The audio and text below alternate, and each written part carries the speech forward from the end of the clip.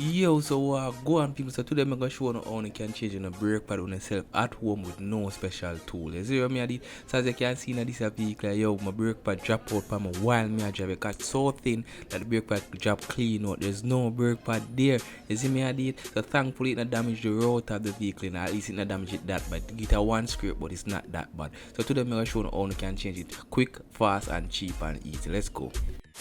Okay, we will start with the other side of the vehicle. Here you see what I did, and what you want to do, you want to jack up the vehicle and make sure it's safe. So you want to put something underneath to be safe. You see what I did. Also what you want to do, man, is turn the wheel out, lock it out so to get more space. And this is the pro of the pro tip now. You see what I did. So this now you have to take something with leverage, like a long screwdriver, something with leverage, and you push it in here, and you go pull, and you go pull, and you go pull. And it should push the pistons inside of the caliper, you understand? So you should have enough space now to take off the old brake disc pad, and put on a new disc pad, as you can see there. You see what I did? So like how the pistons has gone in now, what we need to do is pull the bottom bolt on the caliper, and it should allow us to lift it off. You see me? Okay, so here is a pro tip again, you see me? So you see some pull the nut already and it's just stuck, it's just there, hard to come out. As you can see, this should be easy now. Alright, so see it there now. As you can see, there's no grease on this. This is called a sliding pin, you know, man. You see me? Then this should have grease now. It should make the thing easy to move on. Without it having any grease, that would mean say, yo, the brake pad them would wear unevenly. So if you ever have a vehicle and you have to change brake pad often, especially on one side, these are the type of things that cause. Look how this brake pad is thin. This is so thin, and this is the same reason why it fall out on the other side of the vehicle, because the brake pad was just as thin as this one. But my assumption is that this part is thin and the next brake pad that's on the back of the caliper there is not as thin as this. I'm so sure on it, but I just want to have an idea of how thin this is. Look how thin this is, bro. This is like crazy thin. It's meant compared to the new one. Look at how the new one is full up of meat. It's so thick. Yes, man. So don't make your brake pad them reach like how my one reach, man. You see me, I did my ass keep on tell myself, oh, my meaning to do this, my meaning to do this. And then my wait until now before I do it. So look at that, man. Yo, it's a lucky thing, say, yo, my managed to make it home, man. I look on the other side now.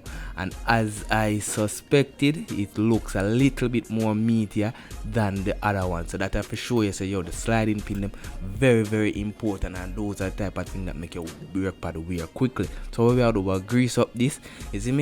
When we are put it in back, but I'm so sure of that. Also, you want to feel the route of the vehicle to make sure it's not have no problem. You can see it have a slight lip there.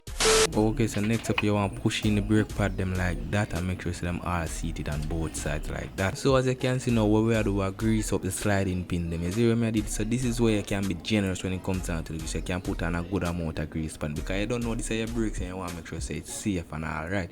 You see me? So I put some point and what I do, I smear it all around and make sure it's fully covered. Also what I do, I push it in and go and work it in. You see me? And as you can see, it already I start to feel a lot better than before, because before I couldn't even pull it out.